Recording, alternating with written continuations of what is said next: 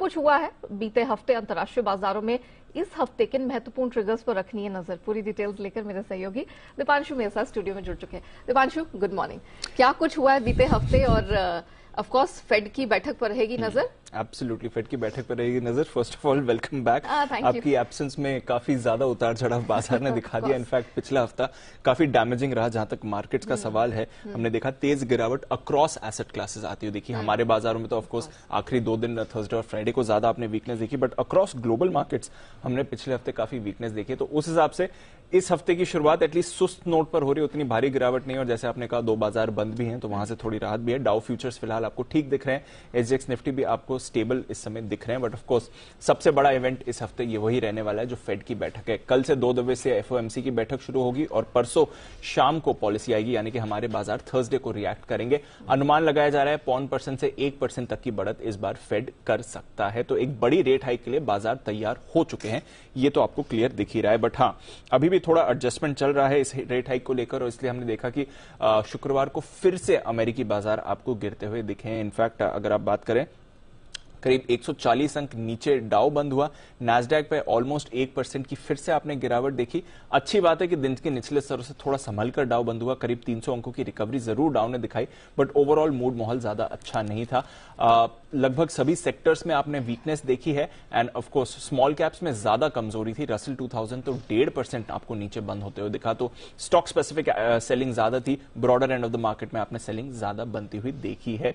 Bond yield भी बढ़कर अब 3.45% पर है। 2 साल की अगर आप बॉन्ड यील्ड की बात करें तो 3.9% पर आपको आती हुई दिख रही है। 15 साल की नई ऊंचाई पर वहां पर है।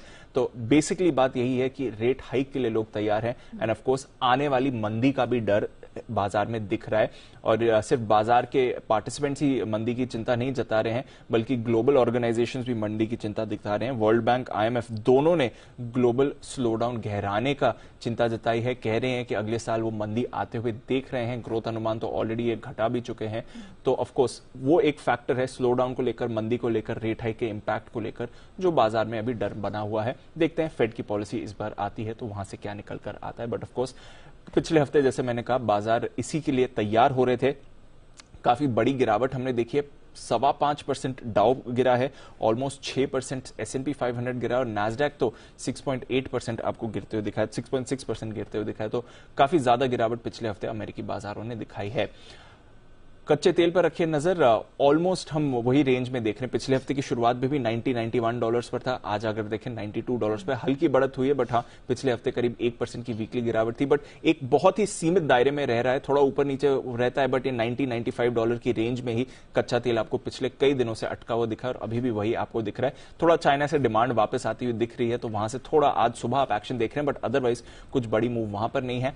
नेचुरल गैस 6% लुढ़का है, तो ये अच्छी बात है। 6 हफ्ते के निचले स्तर पर आपको नेचुरल गैस के दाम आते हुए दिख रहे हैं। इसके साथ ही डॉलर इंडेक्स मजबूती कायम है, हालांकि 110 से अभी 109 पर आ गया है, बट वैसे हमने देखा काफी मजबूत डॉलर इंडेक्स रहा है। और बाकी कमोडिटीज का भी इस पर प्रेशर हमने अक्रॉस द बोर्ड पिछले हफ्ते पड़ते हुए दिखा है। अब इस हफ्ते देखते हैं कैसी शुरुआत रहती है।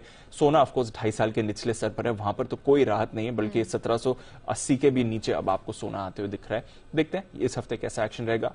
ऑल इंपॉर्टेंट फेड पॉलिसी पर सबकी नजर है ऑफ कोर्स, और इसी कारण हम देख रहे हैं कि चाहे इक्विटी हो या कमोडिटी बाजार, सब में एक छोटे दायरे का ट्रेड है। वो सेंस करने की कोशिश कर रहे हैं कि दुनिया भर के सेंट्रल बैंक क्या करेंगे।